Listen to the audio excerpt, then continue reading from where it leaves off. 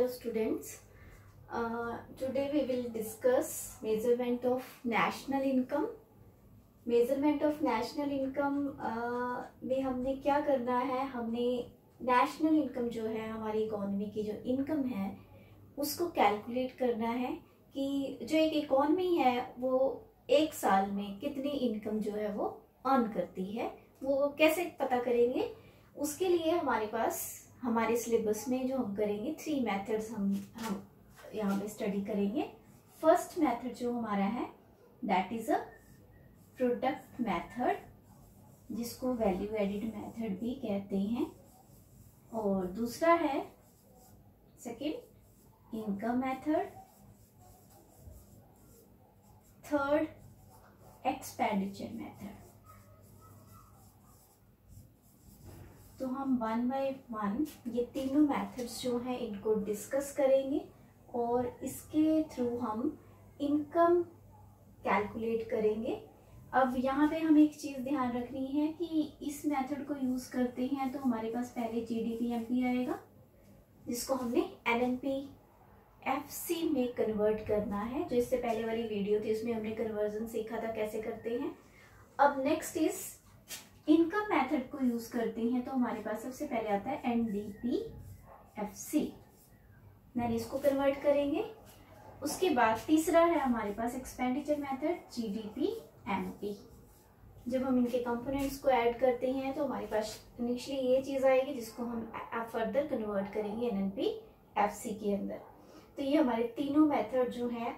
और एक चीज और हम यहाँ पे हमें ध्यान रखनी है कि अगर आपको बाय चांस क्वेश्चन में जो है इनकम मेथड से GDP कैलकुलेट करने को कहा है तो इसको GDP में कन्वर्ट करना पड़ेगा, और आपके पास क्वेश्चन में इनकम और एक्सपेंडिचर मेथड का यूज करने को बोला है और दोनों ने कहा है कि GDP कैलकुलेट करो, तो आपने ध्यान रखना है चाहे कोई भी मेथड हो, अगर GDP कैलकुलेट कर रहे हो तो उस समय तीनों का आंसर जो है सेम आएगा, GDP अलग नहीं आएगा। ओके, अगर तीनों से NNP-FC कैलकुलेट कर रहे हो तो वो भी सेम आना चाहिए। अब NNP-FC होता क्या है? Net national product at factor cost. इसको हम नेशनल इनकम बोलते हैं बेसिकली, और इसको हम डोमेस्टिक इनकम बोलते हैं। दोनों में डिफरेंस क्या है? ओनली N और D का डिफरेंस है। ये भी फैक्टर कॉस्ट में है, ये भी फैक्टर कॉस्ट में है, ये भी नेट में है और ये भी नेट में है, तो ये हमें ध्यान रखना है। हम फर्स्ट मेथड स्टार्ट करेंगे, प्रोडक्ट मेथड। तो अभी हम कौन सा मेथड करने लगे हैं? प्रोडक्ट मेथड करने लगे हैं। तो प्रोडक्ट मेथड के अंदर कुछ चीजें हैं जो उसको करने से पहले हमें समझनी है। ये जो मेथड है इसमें हमें क्या करना है, हम पहले एक एग्जांपल लेते हैं। जो प्रोडक्ट मेथड है बेसिकली ये प्रोडक्शन की बात कर रहा है। जो हमने इकोनॉमी में जितने भी फर्म्स हैं उन्होंने जो मिलकर टोटल प्रोडक्शन किया, जब हम उसकी प्रोडक्शन की वैल्यू को, सभी प्रोडक्शन यूनिट जो है उनकी गुड्स एंड सर्विसेज की वैल्यू को मार्केट प्राइस पे चेक करते हैं, तो वो जो टोटल है, जो एग्रीगेट है, that is a GDP eight market price. वो हमारा प्रोडक्ट मेथड है। हम बेसिकली यहाँ पे प्रोडक्शन यूनिट्स की प्रोडक्शन की बात करेंगे, जितनी भी इकोनॉमी में प्रोडक्शन यूनिट्स हैं।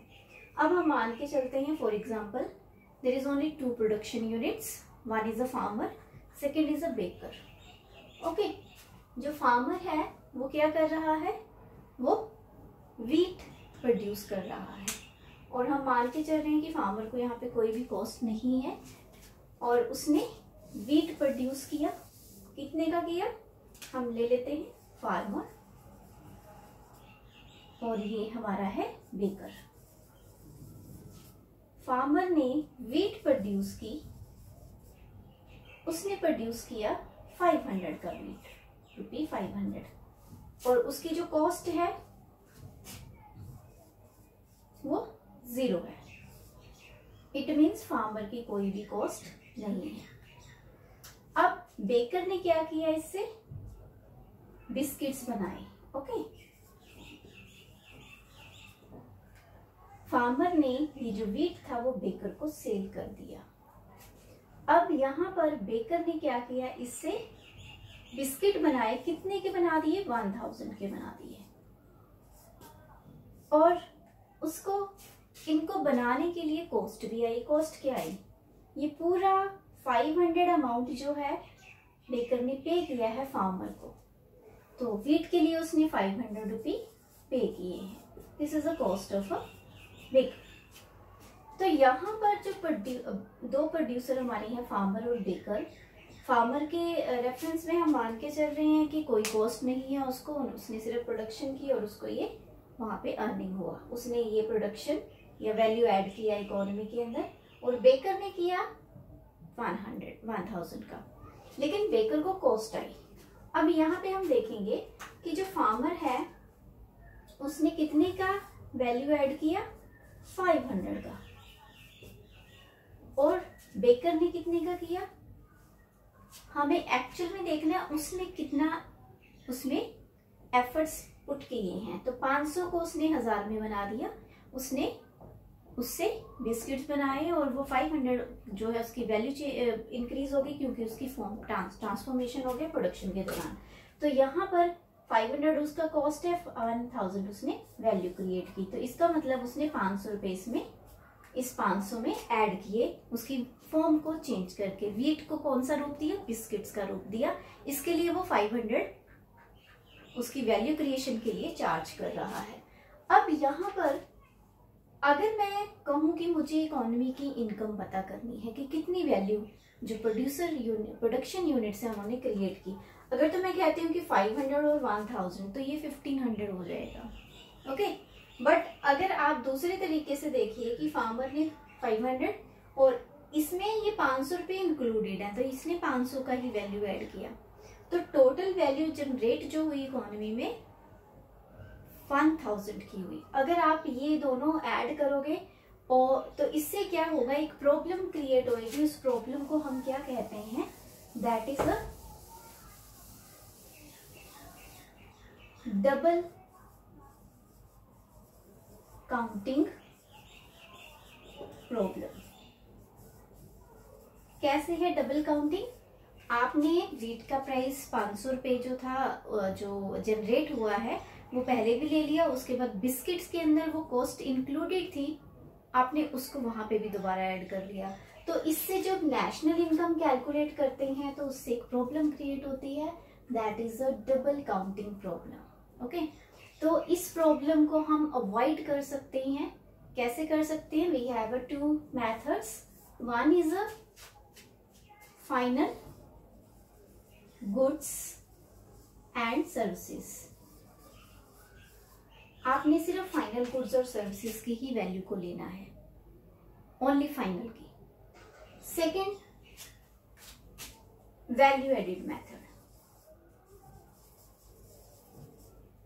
तो जब हम हर स्टेज पे जो कमोडिटी में वैल्यू एडिशन हो रहा है, जब उसकी फॉर्म चेंज हो रही है, तो हमने सिर्फ उसी वैल्यू को ऐड करना है। तो ये 2 तरीके हैं जिससे हम डबल काउंटिंग की प्रॉब्लम जो है इससे बच सकते हैं। अब हम करेंगे प्रोडक्ट मेथड, इसके स्टेप्स करेंगे कैसे हम इससे नेशनल इनकम कैलकुलेट कर सकते हैं। तो प्रोडक्ट मेथड के जो स्टेप हैं इसको मैं आपको 2-3 तरीकों से बताऊंगी। पहला तरीका क्या है, because it is a market value of goods and services produced by all production units in an economy during an accounting year. तो पहले तो हमें प्रोडक्शन यूनिट्स को आइडेंटिफाई करना पड़ेगा। जैसे कि इससे पहले हमने इंडस्ट्रियल सेक्टर की डिविजन्स की थी, प्राइमरी, सेकेंडरी, टर्शरी।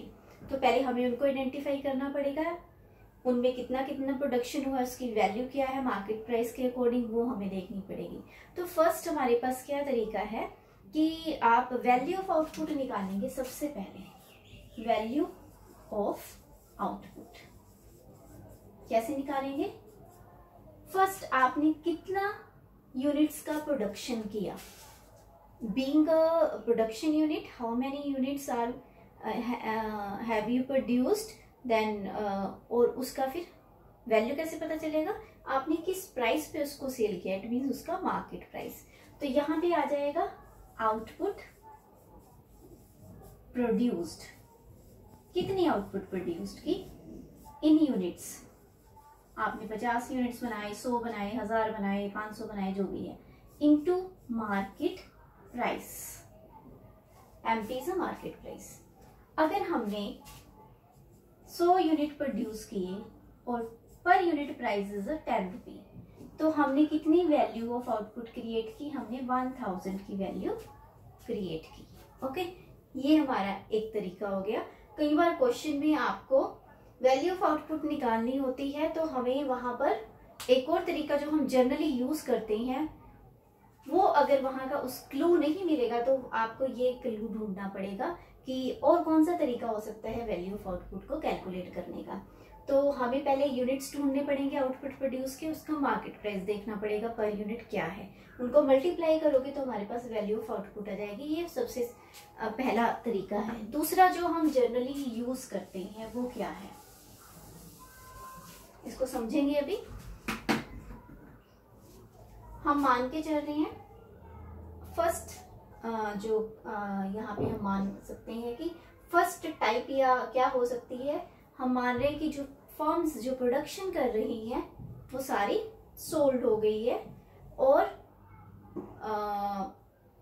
कुछ हिस्सा बच भी गया है, कुछ सोल्ड हो गया, कुछ बच गया। लेकिन हम इसमें मान क्या रहे हैं कि इनिशियली फर्म के पास कोई भी पेंडिंग स्टॉक नहीं है, पुराना स्टॉक नहीं है उसके पास, वो जीरो है, नील है।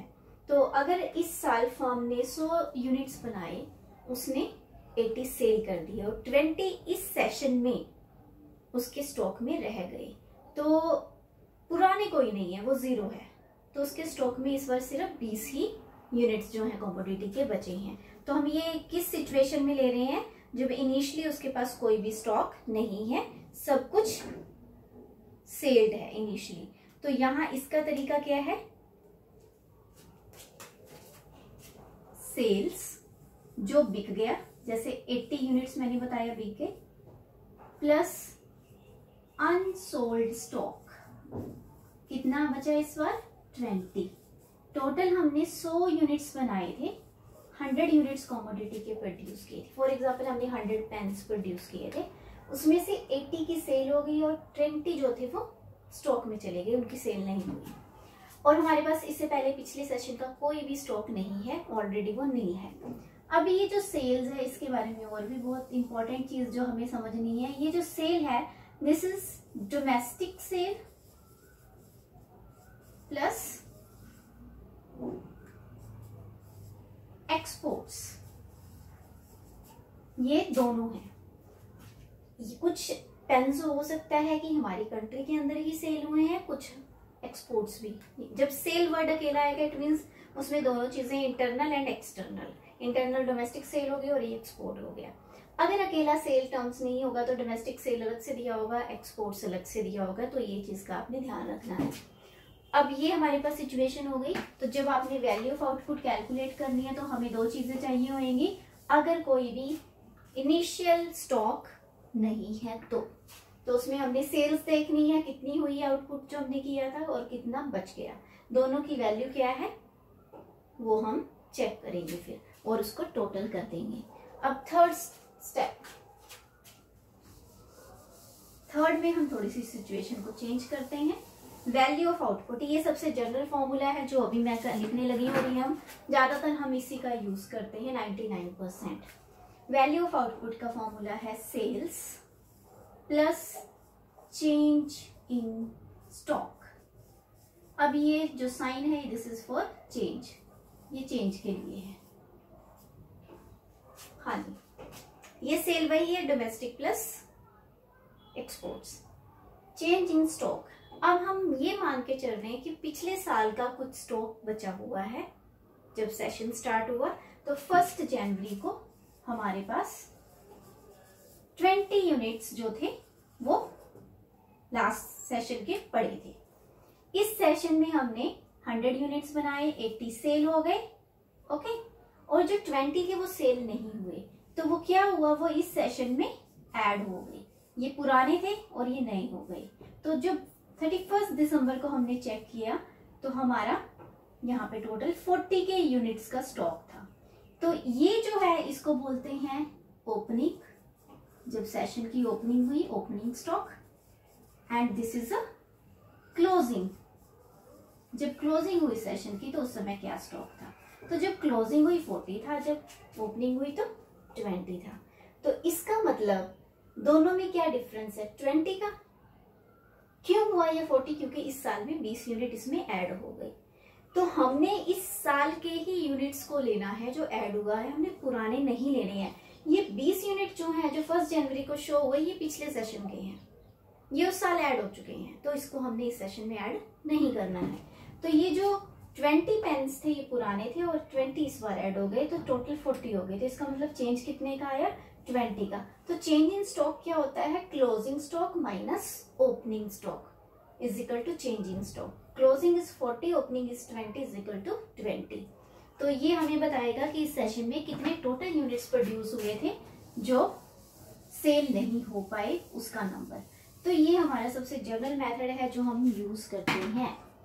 इसके बाद सेकंड स्टेप क्या आता है? ये हमारा फर्स्ट स्टेप होता है बेसिकली। सेकंड स्टेप होता है वैल्यू एडेड, जिसको हम gross value added at market price भी बोलते हैं, बिकॉज हम एक पर्टिकुलर फर्म का या 2-3 फर्म का हम चेक कर रहे हैं कि उनका क्या उन्होंने इकोनॉमी में वैल्यू को ऐड किया है। तो ये इसलिए हम इसको ग्रॉस वैल्यू एडेड बोलते हैं। अब इसको कैसे कैलकुलेट करते हैं? आपने फर्स्ट स्टेप में वैल्यू ऑफ आउटपुट को कैलकुलेट किया, तो वैल्यू ऑफ आउटपुट, इसको मैं शॉर्ट में लिख रही हूँ क्योंकि थोड़ा सा स्पेस का यहाँ पे शॉर्टेज है। वैल्यू ऑफ आउटपुट को इस फॉर्म में मैंने लिख दिया, माइनस इंटरमीडिएट कॉस्ट और कंजम्पशन। फर्म ने, बेकर वाले जो पर्सन ने क्या किया, कितने की वैल्यू क्रिएट की? 1000 की, लेकिन उसको क्रिएट करने के लिए उसको 500 रुपए खर्च करने पड़े। दैट इज इंटरमीडिएट कंजम्पशन और कॉस्ट। ओके, तो इंटरमीडिएट जो है, आपको जो खर्चा आया उस चीज को बनाने में, उसको हमें माइनस करना है। तो हमें एक्चुअल में आपने जो वैल्यू क्रिएट की है वो पता चल जाएगा। तो अगर आपने 100 रुपए का वैल्यू ऑफ आउटपुट बनाया है, 1000 रुपए का, और उसको बनाने के लिए आपके 500 रुपए खर्च हुए, तो इसका मतलब आपने एक्चुअल में 500 रुपए का वैल्यू जनरेट किया है। तो ये हमें पता चल जाएगा। अगर आप इकोनॉमी की सभी फर्म्स का कलेक्टिवली वैल्यू एडिट चेक करेंगे, सबको एक साथ करेंगे, तो ये जो हमारी टर्म है ये हो जाएगी जीडीपी मार्केट प्राइस। ओके, जब आप सभी फर्म्स को ऐड करोगे कलेक्टिवली, तो यहाँ पर फिर हमारा स्टेप स्टार्ट होएगा थर्ड। इस जीडीपी एमपी को एनएनपीएफसी बनाना है, तो पहले जी को चेंज करते हैं। जी को चेंज करने के लिए माइनस डेप्रिसिएशन, तो ये हो जाएगा एनडीपीएमपी। नेक्स्ट स्टेप 4, अब डी को एन बनाते हैं, एनडीपी आ गया,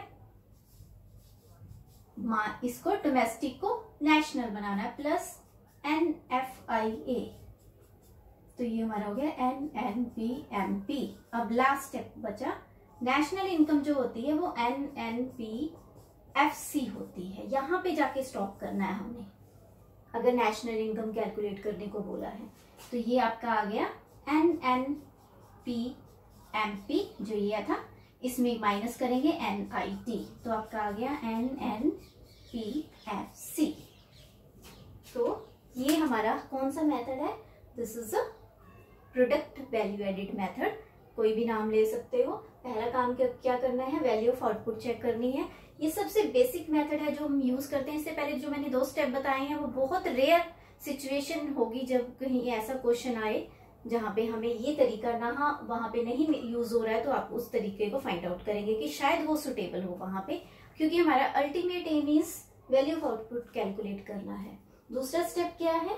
जब वैल्यू ऑफ आउटपुट आ गया तो इससे वैल्यू एडिट चेक करेंगे, फर्म ने कितनी एक्चुअल में वैल्यू क्रिएट की है। उसके लिए इंटरमीडिएट कंजम्पशन या कॉस्ट एक ही चीज होती है, जो फर्म्स दूसरी फर्म से खरीदती हैं या इंपोर्ट करती हैं, ये आप ध्यान रखोगे। अगर इंटरमीडिएट कंजम्पशन या कॉस्ट हम नहीं दी तो क्या लिखा होगा? Purchase of firm A from firm B, तो जो उसने खरीदा, किसी भी फॉर्म से बी सी डी से, वो इंटरमीडिएट कॉस्ट है, दैट इज द इंटरनल। और साथ में क्या दिया होगा, इंपोर्ट्स फ्रॉम आउटसाइड, ठीक है। तो जो इंपोर्ट्स किए हैं तो वो वैल्यू दी होगी, वो भी क्या है, इंपोर्ट का मतलब भी खरीदना है, वो बाहर से खरीद रहे हो, ओके, तो वो भी हमारा इंटरमीडिएट कंजम्पशन में आ जाएगा। ये चीज आपने ध्यान रखनी है कि अगर ये टर्म नहीं है तो इसके साथ क्या होगा, परचेज होगा फर्म का और उसका इंपोर्ट्स होगा, वो इंटरमीडिएट कॉस्ट कहलाएगा। तो इससे नेक्स्ट आपने क्या करना है, जीबीए है, कोई प्रॉब्लम नहीं है। अगर जीबीए मार्केट प्राइस को ही आगे कंटिन्यू करना है, सेम स्टेप चलेंगे, जीडीपी की जगह जीबीए आ जाएगा और माइनस डेप्रिसिएशन ही होना है, तो फिर वो जी का एन बन जाएगा, फिर एनएफआई होना है, फिर वो एन बन जाएगा, डोमेस्टिक का नेशनल, और एनआईटी माइनस करोगे तो वो एनएनपी एफसी ही बन जाएगा, प्रोसेस एज इट इज ही रहेगा। ये तो सिंगल फॉर्म है तो हम जीबीए लिखते हैं, अगर collectively all forms in the economy अगर हम उनके वैल्यू एडिड देख रहे हैं तो वो जीडीपी कहलाएगा। तो ये फॉर्मूला हमारा है प्रोडक्ट मेथड या वैल्यू एडेड मेथड, जिससे हमने क्या सीखा कि हम नेशनल इनकम को कैसे कैलकुलेट करते हैं। तो आपको चेक करना पड़ेगा अलग अलग प्रोडक्शन यूनिट्स को, उन्होंने कितने प्रोडक्शन की है, यूनिट्स कितने हैं, मार्केट वैल्यू क्या है, सेल कितना हुआ या नहीं हुआ, स्टॉक में क्या चेंज आया, ये कुछ चीजें हमें चेक करनी पड़ेंगी। तो जनरली क्वेश्चन में गिवन होता है तो उसमें कोई इश्यू नहीं है, तो हमें इसको मेथड को यूज करना है और इन्हीं स्टेप्स के through as it is stepwise इसको करोगे तो गलती के चांसेस बिल्कुल भी नहीं होंगे। और हमेशा जब भी क्वेश्चन करना है फॉर्मूला पहले लिखना है, फॉर्मूले के बाद वही स्टेप फॉलो करने हैं। यहाँ सेम स्टेप वाइज मार्क्स मिलते हैं जैसे मैथ्स में मिलते हैं आपको। अगेन मैं रिपीट कर रही हूँ, अगर लास्ट स्टेप गलत होगा तो सिर्फ लास्ट स्टेप के ही आपके मार्क्स डिडक्ट होंगे, इनिशियल वाले नहीं होंगे, ओके। तो इससे जो है लॉस कम होगा हमारा, तो ये आपने ध्यान रखना है। जैसे मैंने फर्स्ट लिखा था वैल्यू ऑफ आउटपुट, ओके, तो वैल्यू ऑफ आउटपुट किसका, equal to sales plus change in stock. Sale उसके नीचे वैल्यू पुट करो, चेंज इन स्टॉक क्या है उसकी वैल्यू पुट करो। फर्स्ट स्टेप हो गया, वैल्यू एडिट निकालना है, तो वहां पे नेक्स्ट जो आंसर आया था वो माइनस इंटरमीडिएट कंजम्पशन, उसको पुट करो। स्टेप वाइज चलिए हमेशा। और मान लो कई बार क्वेश्चन उल्टा आ जाता है, आपको कहते हैं वैल्यू ऑफ आउटपुट कैलकुलेट करिए, आपके पास नीचे वाली टर्म्स होती हैं, तो नीचे से शुरू करेंगे, फिर साइन चेंज होते जाएंगे, उल्टा हो जाएगा, तो वो फिर हम रिवर्स में चलेंगे, ओके। तो जब इसका आपको हम रिटर्न असाइनमेंट देंगे तो उसमें कुछ ऐसे क्वेश्चंस देंगे जिससे आपकी दोनों तरह की प्रैक्टिस हो जाए। अब कुछ प्रिकॉशंस हैं जो हमें लेनी होती हैं इस मेथड को करते हुए। अगर इन केस इन फ्यूचर में आपको ये काम असाइन किया जाता है कि आप प्रोडक्ट मेथड से नेशनल इनकम कैलकुलेट करो, तो किन चीजों को आपने ध्यान में रखना है, कौन सी प्रिकॉशंस लेने हैं, कौन सी सावधानियां लेनी है। तो सबसे पहले हमें अवॉइड करना है डबल काउंटिंग प्रॉब्लम को, कि डबल काउंटिंग ना हो किसी भी तरह से। तो उसके लिए हमें क्या ध्यान रखना है कि जो इंटरमीडिएट कंजम्पशन है उसको हम अलग से ऐड नहीं करेंगे, उसको हमेशा माइनस किया जाता है, ये आप हमेशा ध्यान रखेंगे।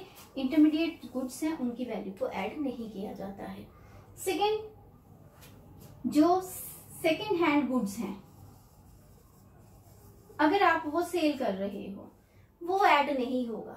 वो कमोडिटी पिछले सेशन की है या उससे भी पुरानी हो सकती है, जिस सेशन में उसको प्रोड्यूस किया उस सेशन में उसकी मार्केट वैल्यू ऑलरेडी ऐड हो चुकी है। तो सेकेंड हैंड गुड्स की जो सेल है उसको हम उसकी वैल्यू को ऐड नहीं करेंगे, ये ध्यान रखना है। Third point is self consumed output.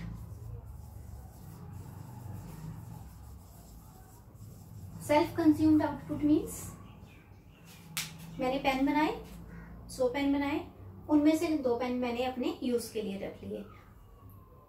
अगर वो पेन मैं अपने पास रख रही हूँ तो उससे टोटल प्रोडक्शन में तो कोई चेंज नहीं ना आया, इकोनॉमी में तो 100 ही पेन बने हैं।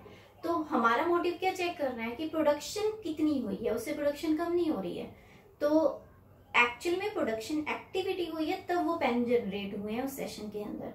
तो अगर हम सेल्फ कंजम्पशन के लिए भी आउटपुट कर रहे हैं तो इट मीन्स इकोनॉमी में प्रोडक्शन एक्टिविटीज हो रही हैं, नई चीजें बन रही हैं, तो उसकी वैल्यू को हमें लेना है।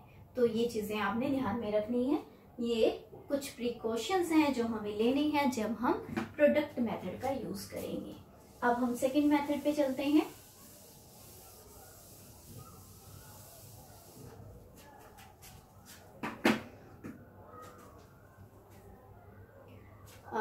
जो नेक्स्ट क्लास है उसमें हम सेकंड मेथड डिस्कस करेंगे, that is product income method, कि थ्रू इनकम मेथड हम नेशनल इनकम कैसे कैलकुलेट करेंगे। होपफुली ये हमारा जो प्रोडक्ट मेथड था आपको समझ आया हो, और इसके लिए हमें प्रैक्टिस करनी पड़ेगी, डेली प्रैक्टिस करनी पड़ेगी अगर आप चाहते हो कि इन मेथड्स पे हमारी कमांड हो। और फाइनल में ज़रूर यहाँ से क्वेश्चन हमें आता है, कोई भी 1 या 2 मेथड आ जाता है, तो होपफुली आपको इससे बेनिफिट होगा। Thank you.